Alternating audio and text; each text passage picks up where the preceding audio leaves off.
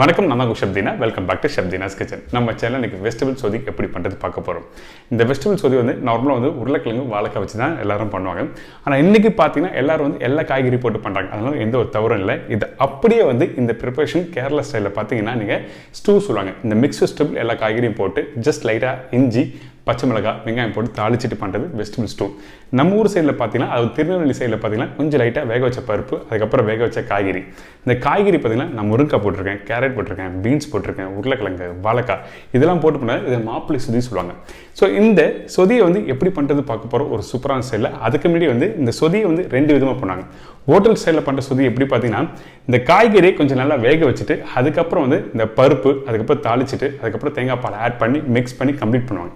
எதுக்காக வேக வச்ச காய்கறி வச்சு பண்ணுறாங்க கேட்டிங்கன்னா உங்களுக்கு வந்து கலர் நல்லா கரெக்டாக ஒயிட் கலர் வரும். இதே வந்து வீட்டில் பண்ணும்போது என்ன பண்ணுவாங்கன்னா அந்த தேங்காய் பால் இருக்குது பார்த்தீங்களா, தின்னாக ரெடி பண்ண தேங்காய் பாலும் அது கூட காய்கறி போட்டு நல்லா வேக வச்சு சில பேர் தாளித்து அப்படியே மிக்ஸ் பண்ணி கொடுக்குறது வீட்டு ஸ்டைல். இது ஹோட்டல் ஸ்டைலில் எப்படி பண்ணுறது உங்களுக்கு சொல்லி கொடுத்துருப்போம். இப்போ இந்த வெஜிடபிள் சோதி எப்படி பண்ணுறது பார்ப்போம். இந்த வெஜிடபிள் சோதி பண்ணுறதுக்கு நான் யூஸ் பண்ணுற Disano cold press virgin coconut oil வச்சு தான் பண்ண போகிறோம். இந்த ப்ரிப்பரேஷன் தேவையான பொருட்கள் பார்த்தலாமா. இந்த ப்ரிப்பரேஷன் தேவையான பொருட்கள் மிக்ஸ் வெஜிடபிள், உருளைக்கிழங்கு, வாழைக்காய், முருங்காய், கேரட், பீன்ஸ், கடுகு 1/4 டீஸ்பூன், பெரிய வெங்காயம் 1, கொத்தமல்லி தேவையான அளவு, கருவேப்பிலை 2 காம்பு, எலுமிச்சப்பழம் சிறிதளவு, பச்சை மிளகாய் 6 to 8 நம்பர், இஞ்சி சின்ன துண்டு, முழு தேங்காய் 1, உப்பு தேவையான அளவு, தேங்காய் எண்ணெய் தாளிப்புக்கு தேவையான அளவு, வேக வைத்த பாசிப்பருப்பு 1 கப்பு, மஞ்சத்தூள் சிறிதளவு. இதாங்க இந்த ப்ரிப்பரேஷன் தேவையான பொருட்கள். இப்போ நம்ம கிட்ட இருக்க இந்த பச்சை மிளகாய், இஞ்சி கொஞ்சம் லைட்டு தண்ணி ஆட் பண்ணி இதை அரைச்சிடுறோம். நல்லா அரைச்சிட்டு அதுக்கப்புறம் ப்ரிப்பரேஷன் ஸ்டார்ட் பண்ணலாம். பார்த்தீங்களா, இந்த மாதிரி பேஸ்ட் அரைச்சிருங்க. நீங்கள் வந்து கட் பண்ணியும் போடலாம், பட் பேஸ்ட் அரைச்சி போட்டிங்கன்னா உங்களுக்கு நல்லா அந்த ஸ்பைஸ் லெவல் உங்களுக்கு நல்லா தெரியும். அதனால் நம்ம அரைச்சிருக்கோம். இப்போது தேங்காய் ஆட் பண்ணுறேன். இந்த தேங்காய் தேவையான அளவுக்கு ஆட் பண்ணிக்கிறோம். தாளிப்புக்கும் வெங்காயம் வதங்கிறதுக்கு தேவையான அளவுக்கு தேங்காய் ஆட் பண்ணிக்கிறேன். எண்ணெய் சூடான பிறகு நம்மக்கிட்ட இருக்க கடுகு, அதுக்கப்புறம் வந்து இந்த வெங்காயம், அரைச்ச பச்சை மிளகாய், இஞ்சி எல்லாத்தையும் ஆட் பண்ண போகிறோம். இப்போ எண்ணெய் சூடாக இருக்குது. தேங்காய் எண்ணெய் எப்பவுமே வந்து ரொம்ப சூடு பண்ணக்கூடாது. அந்த ஸ்மோக் வர அளவுக்கு சூடு பண்ணிங்கன்னா உங்களுக்கு வந்து அதோட ஃப்ளேவர் போயிடும். அதனால தான் கரெக்டாக சூடான பிறகு கடுகு தாளிப்புக்கு போட்டிருக்கேன். இப்போ கடுகு நல்லா பொரிஞ்சு வருதில்ல, இந்த டைமில் நம்ம கட் பண்ணி வச்சுருக்க இந்த வெங்காயத்தை ஆட் பண்ணுறோம். இந்த வெங்காயம் நல்லா 1/2 கட் பண்ணிவிட்டு தின் ஸ்லைஸ் பண்ணி வச்சுருக்கோம். ஃபைன் சாப்லாம் பண்ண வேண்டாம். அதுக்கு பிறகு கருவேப்பிலை, வெங்காயம் கொஞ்சம் லைட்டாக வதங்கி வர டைமில் நம்ம அரைச்சி வச்சுருக்க அந்த பச்சை மிளகாவும் அந்த இஞ்சியும் ஆட் பண்ணுறோம். வெங்காயம் இது மாதிரி லைட்டாக வதங்கி வர டைமில் நம்மக்கிட்ட இருக்க இந்த பேஸ்ட்டை ஆட் பண்ணுறேன்.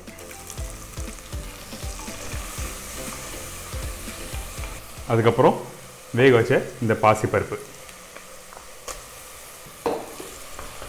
கொஞ்சம் லைட்டாக அந்த வெஜிடபிள் தண்ணி ஆட் பண்ணுறேன். இப்போ பருப்பு போட்ட பிறகு அந்த பருப்பு வெங்காயம் ரெண்டும் ஒரு 2 நிமிஷம் நல்லா வேக விடுங்க. அதுக்கு பிறகு வந்து இந்த மஞ்சத்தூள் ஆட் பண்ணுறேன். இந்த மஞ்சத்தூள் ஆப்ஷன். சில பேர் வந்து வெள்ளை கலரில் பண்ணுவாங்க. அதாவது அந்த பாசிப்பருப்போ அந்த காய்கறி வேக வச்சு என்ன கலர் வருமோ அந்த நேச்சுரல் கலரில் வந்து ப்ரிப்பரேஷன் கம்ப்ளீட் பண்ணுவாங்க. அப்படி வேணும்னா நீங்கள் மஞ்சத்தூள் ஆட் பண்ணலாம். நான் எப்பவுமே மஞ்சத்தூள் யூஸ் பண்ணி தான் இந்த ப்ரிப்பரேஷன் கம்ப்ளீட் பண்ணுவோம். இப்போ மஞ்சத்தூள் ஆட் பண்ணியிருக்கேன். மஞ்சத்தூள் ஆட் பண்ண பிறகு இப்போ நம்மக்கிட்ட இருக்க இந்த வேக வச்ச காய் இங்கே பாருங்கள், இந்த ஸ்டாக்கோட ஆட் பண்ணணும். தண்ணி அவுட் பண்ணிட்டு வெறும் காயை மட்டும் ஆட் பண்ணக்கூடாது, ரொம்ப முக்கியம். அந்த ஸ்டாக்கோட ஆட் பண்ண தான் உங்களுக்கு வந்து என்ன ஒன்றா அந்த ப்ரிப்பரேஷன் வெந்து வர டைமில் நல்லாயிருக்கும் டேஸ்ட்டு. இப்போ எல்லாமே ஆட் பண்ணியிருக்கேன். இதுக்கு பிறகு நம்ம என்ன பண்ணோம், சால்ட் ஆட் பண்ணுறேன். இந்த சால்ட் ஆட் பண்ணும்போது நீங்கள் வந்து ஆல்ரெடி வேக வைக்கும் போது, அதாவது காய்கறி வேக வைக்கும் போது சால்ட் ஆட் பண்ணியிருப்பீங்க. பட் இருந்தாலும் இந்த டைமில் கொஞ்சம் லைட்டாக சால்ட் ஆட் பண்ணுங்கள். இந்த சால்ட் ஆட் பண்ணும்போது செக் பண்ணிவிட்டு ஆட் பண்ணால் ரொம்ப நல்லாயிருக்கும். இந்த டைமில் வந்து நம்ம தேவையான வெஜிடபிள்ஸ், அந்த ஸ்டாக் வாட்டர் எல்லாமே ஆட் பண்ணியிருக்கோம். இதுக்கு பிறகு நம்ம என்ன பண்ணோம்னா இந்த தேங்காய் பால் ஆட் பண்ண போகிறேன். தேங்காய் பால் வந்து நீங்கள் அரைக்கிறது ரொம்ப ரொம்ப இம்பார்ட்டன்ட். இது நீங்கள் வீட்டில் பண்ணும்போது நான் ஆல்ரெடி சொன்ன மாதிரி வந்து நம்ம என்ன பண்ணுவோம்னா இந்த காய்கறி வேக வைக்கும்போது தேங்காய் பால் எல்லாத்தையும் ஒன்றா போட்டு வேக வச்சு பண்ணுவாங்க. அது ஹோம் ஸ்டைல். இது வந்து நான் ஹோட்டல் ஸ்டைலில் இன்றைக்கி வேக வச்ச காயோட போட்டு அந்த டெக்ஸ்டர் கரெக்டாக கலர் வரதுக்காக தான் இப்படி பண்ணுறோம். இதே டைமில் நல்லா அந்த ஸ்பைஸ் லெவல் நல்லா சூப்பராக இருக்கும். இப்போ எங்கிட்ட தேங்காய் பால் இருக்குது. இந்த தேங்காய் பால் பாருங்கள், இந்த ரைட் ஹேண்ட் சைடில் இருக்க தேங்காய் பால் வந்து ஃபஸ்ட்டு பால், அதாவது நல்லா பாலை அரைச்சி திக்காக ரெடி பண்ணி வச்சுருக்கோம். இது வந்து அந்த 2வது பாலும் 3வது பாலும் ஒன்றா மிக்ஸ் பண்ணி எடுத்து வச்சுருக்குது, அதாவது நல்லா தின்னாக இருக்கும். இது ஆட் பண்ணி இப்போது இதில் குக் பண்ண போகிறோம். ஃபஸ்ட்டு பால் ஆட் பண்ணி குக் பண்ணக்கூடாது. அது எதுக்காக கேட்டிங்கன்னா உங்களுக்கு பால் திக்காக இருக்கும். இந்த ஸ்பைசஸ் பச்சை மிளகா போட்டு போடல, இந்த டைமில் போட்டு நீங்கள் கொதிக்க விட்டிங்கன்னா பால் பிரிஞ்சிடும்.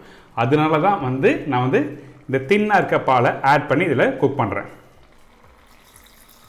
நல்லா கொதி வந்த பிறகு இந்த பாலை ஆட் பண்ணுறோம். அதாவது அந்த 3வது எடுத்த பால், இந்த பால் ஆட் பண்ணி நல்லா மிக்ஸ் பண்ணுங்கள். மிக்ஸ் பண்ணிவிட்டு இந்த பால் எப்போ ஆட் பண்ணுங்கன்னா இந்த ப்ரிப்பரேஷன் ஆல்மோஸ்ட் 95% கம்ப்ளீட் ஆன பிறகு இந்த தேங்காய் பால் இதில் ஆட் பண்ணி கொஞ்சம் நேரம் சூடு ஆறின பிறகு லெமனை ஆட் பண்ணி ஃபினிஷ் பண்ணுவோம்.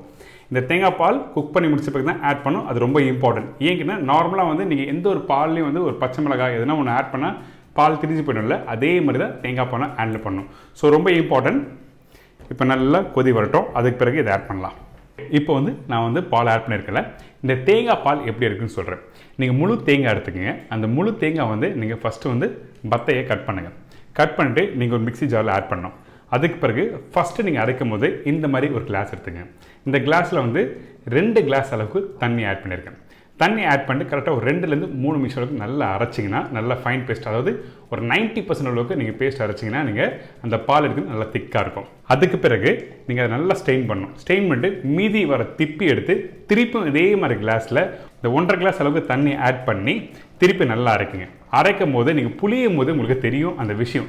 அந்த பால் வந்து நீங்கள் எப்படி திக்காக இருக்குது, 2வது அரைச்ச பால் எப்படி தின்னாக இருக்குங்க. அதே மாதிரி 3வது வாட்டி நீங்கள் பண்ணும்போது 1 கிளாஸ் தண்ணி, அந்த 1 கிளாஸ் தண்ணி ஆட் பண்ணாலே உங்களுக்கு பேஸ்ட் அரைக்கும் போது என்ன பண்ணணும், உங்களுக்கு வந்து அந்த பாலோட அந்த டெக்ஸ்சர் உங்களுக்கு நல்லாவே தெரியும். கையில் தொடும்போது திக்காக எப்படி இருக்குது, தின்னாக எப்படி இருக்குங்க. அதனால தான் சொல்கிறேன், திக்காக இருக்க பாலை போட்டு குக் பண்ணால் பால் திரிஞ்சிடும். தின்னாக இருக்க பாலை போட்டு நீங்கள் குக் பண்ணும்போது உங்களுக்கு ஒன்றுமே ஆகாது. ஸோ இப்போ பால் எப்படி எடுக்குது உங்களுக்கு சொல்லி கொடுத்துருங்க. கண்டிப்பாக ட்ரை பண்ண போகிறாங்க. அதே டைமில் இந்த ப்ரிப்பரேஷன் ரெடி ஆகிடுச்சு. இப்போ ரெடியான ப்ரிப்பரேஷனில் நம்ம என்ன பண்ணுறோன்னா, இங்கே திக்காக அரைச்சி வச்சுருக்க இந்த தேங்காய் பாலை இதில் ஆட் பண்ணுறேன். இந்த பால் ஆட் பண்ண பிறகு ஜஸ்ட் லைட்டாக மிக்ஸ் பண்ணுங்கள். மிக்ஸ் பண்ணிட்டு 1 நிமிஷம் லைட்டாக மீடியமான ஃப்ளேமில் குக் பண்ணணும். ஹை ஃப்ளேமில் வச்சு குக் பண்ண வேண்டாம், கண்டிப்பாக வந்து உங்களுக்கு பால் திரிஞ்சு போகிறதுக்கு நிறைய சான்சஸ் இருக்குது. ஸோ லைட்டாக மிக்ஸ் பண்ணிவிட்டு நம்மக்கிட்ட இருக்க இந்த கொத்தமல்லி கருவேப்பிலை ஆட் பண்ணி ஆஃப் பண்ணிடுறேன். ஆஃப் பண்ண பிறகு ஃபைனலாக நம்மக்கிட்ட இருக்க இந்த Disano cold press virgin coconut oil லைட்டாக மேலே ஆட் பண்ணுறேன். அப்போ தான் அந்த ஃப்ளேவர் நல்லாயிருக்கும். இந்த லாஸ்ட்டாக ஆட் பண்ணியிருக்க திக்கான பால் பார்த்தீங்கன்னா ஏற்கனவே நம்ம ஆட் பண்ணியிருக்க தின் பாலில் வந்து அந்த ஸ்பைஸோட லெவல் நல்லா வந்திருக்கும்.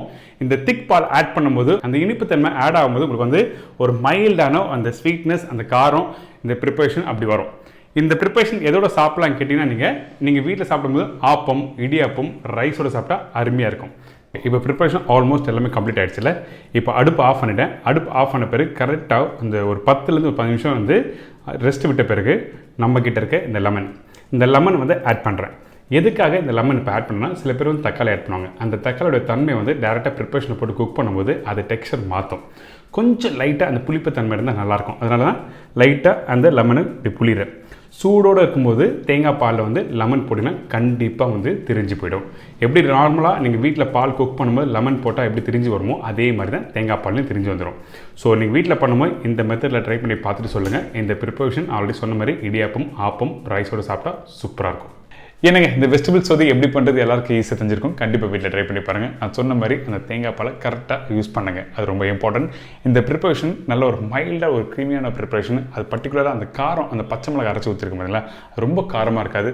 அந்த காரமும் அந்த கோகோனட் மில்க்கும் மிக்ஸ் பண்ணி ஒரு மைல்டான ஒரு டேஸ்ட் கொடுக்கும். கண்டிப்பாக வீட்டில் ட்ரை பண்ணி பாருங்கள். இதே மாதிரி நாளைக்கு இன்னொரு சூப்பரான டிஷ்ஷை சந்திக்கிறேன். நன்றி, வணக்கம், see you, bye, take care.